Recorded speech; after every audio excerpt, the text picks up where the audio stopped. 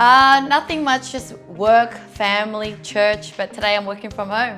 Just busy with EO. There's this organization called Entrepreneur Organization, and there's just so many events and functions and things to go to. So yeah, really exciting. Yeah, come in. So this is my I call it the Zen room. I don't use it much though. So this is a kind of a spare room that you can kind of look out, especially when the sunrise, sunset, and it's a place to kind of relax. I would say not enough. So when I say relax, I usually just travel because I kind of love spending time with people. My form of relaxing is talking, going for dinner and that. But that kind of relax where I'm just sitting doing nothing, I don't do it often. Yes, okay, so in this thing, I've got some of my gym equipment. Oh my God, I found my toilet paper. I was actually thinking I needed to buy more toilet paper, but that is my problem. I buy things and I kind of put it anywhere. I'm gonna show you something really interesting. So my husband loves boxing. So one day when we were dating, I bought him this kind of little doll. It's broken. But this is the closest thing he'll ever get to becoming a boxer because he doesn't box, he doesn't hurt people, he can't even hurt a fly, but he loves boxing. Outside is where we built this pool. It was perfect timing because when the COVID hit, it was when we completed this whole pool renovation, and so we got to relax at the comfort of our own home. It felt like we were in Thailand right here.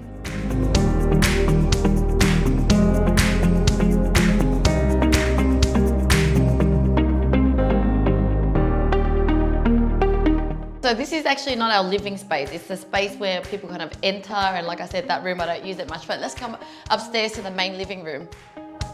Yes, so you've already had like 2 flights of stairs and this is the 3rd one.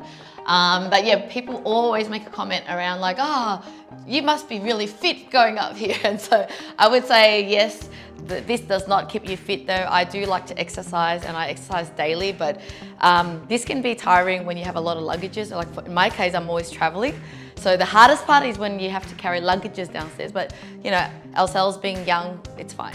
So yeah, this is my desk that I work in.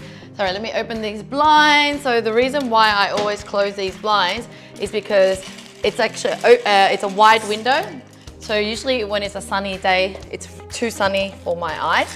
But this is where I work because it allows me to kind of still feel connected to the house, and I can grab food that I want to eat or just feel like homely. I do have another work area down in the studio room, but it feels more isolated and it's good for when I'm actually doing like video shoots. But this one, I love it because it's kind of like the open space, you're looking out to the world. And I actually learnt a little bit from Feng Shui. It was Marie Diamond when I did a course. So I had my table facing here and it was actually bad luck because you're kind of blocking that opportunity is coming to you. And so when I switched it, definitely my life changed. Like all these opportunities and miracles happened. Like I found $700 immediately on the day that I moved my table. But yeah, in short, it's really important to have kind of light coming in, and so you can also see when someone's walking to you. So yeah, Marie Diamond really taught me a lot about the power of Feng Shui.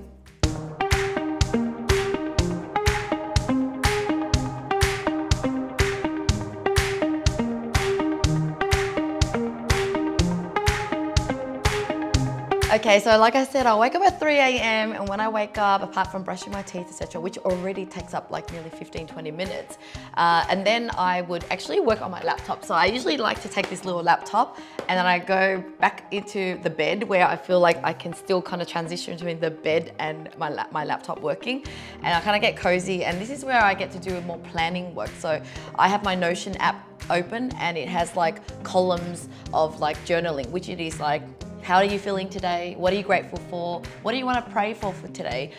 You know, what's your plan for your eating and fitness today? And so it's a lot of planning, and then I write all that down, and then I start also working on the most important work. So these are like the creative work or the really difficult decisions that I need to make. I do it all in the morning. So then 2 hours later, I would then be able to work out. But in between that, there's also reading a little bit from the Bible. I like to pray a little bit, and also I like to reflect, not just daily, but then I look, if it was the end of the month, I would then look at what have I achieved this month? What challenges did I face?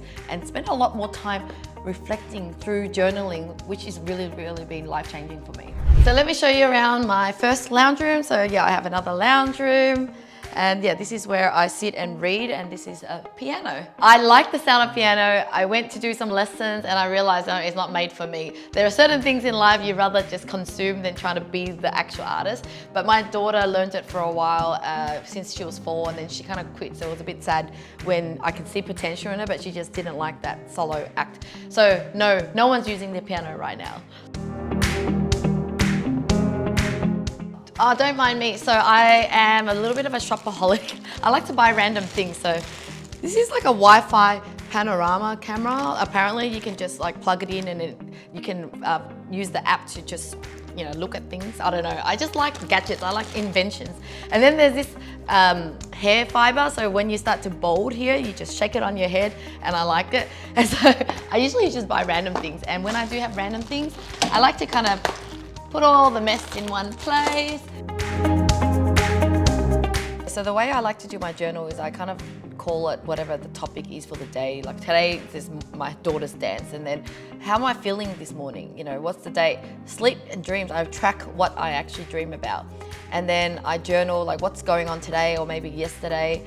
And then think about the kindness things that I've done for people, because I really like to track and remind myself to do kind things.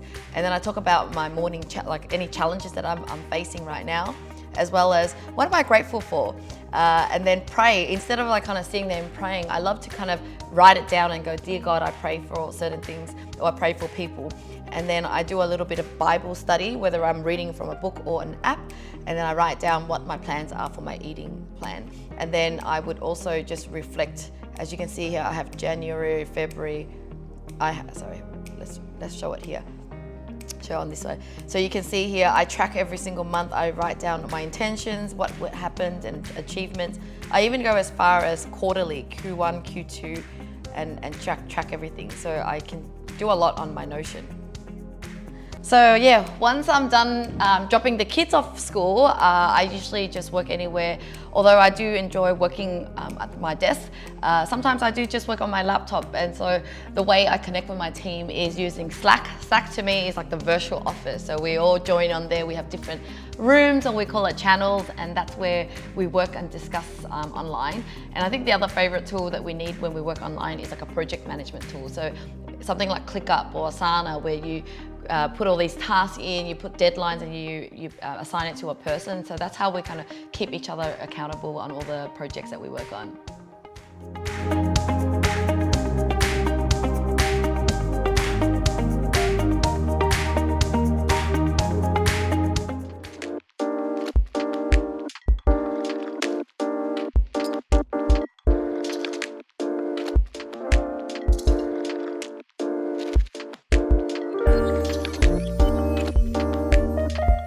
So after I'm done with all day of work, then I wind down and get ready to pick up my kids. So let me show you.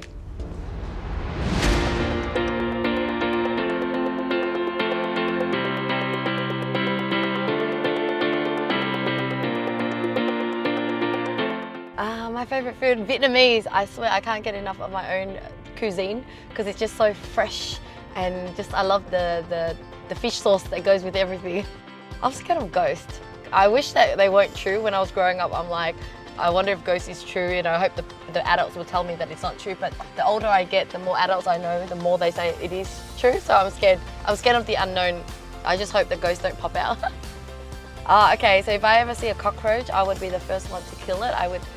My husband would be screaming, my kids would be screaming, my husband would kind of like trying to figure out a way to let it out, and by the time it all happened, I would have already squashed it. But I'm learning to appreciate everything that God has created. So my challenge is to love all animals and insects moving forward. Oh my God, of course. I don't think any couples don't fight. Those that claim they do probably aren't really confronting or just keeping everything in. But I believe in communication and transparency. So we're always sharing our feelings, and emotions mean that we disagree. But I think it's all about making up and just acknowledging each other and try to compromise. So yeah, we do fight pretty often. Yeah, so my husband's an entrepreneur as well, and that's how we first met. That he said that I could help him with his business idea. He wanted to build a website. So it's good that we're both into business. So he supports me in my aspirations and dreams. But the one thing that we don't get along with is that he's a traditional business owner and I'm more of the modern age digital marketer, and that's why we can't work together. But he's definitely my supporter and wanting me to succeed in my career. Yeah, so I have 3 kids. My oldest is 20 already. My youngest is 8 and the other one's 10. They're all very different. My daughter is really creative, always into dancing, singing and gymnastics. My son is more, actually both the sons love to play games. Maybe it's just a boy thing. But they all really lovey-dovey. They really love each other. Even though we live away from my oldest son, they're very, very close to one another. So.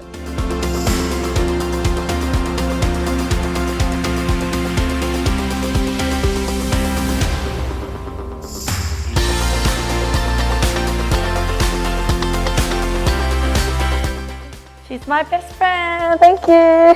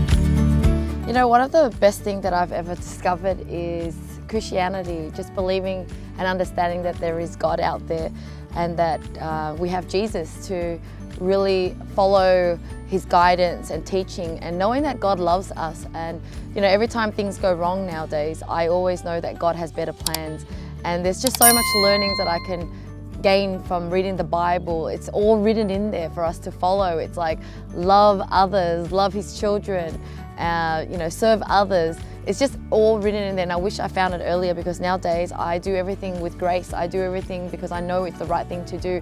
And when you serve others, you follow God's teaching, God just blesses you. There's so many times that I was wishing for something, wanting something, and God just blesses me with miracles. And I know he's out there always thinking about us and making our lives better, but we just have to trust and have faith in him.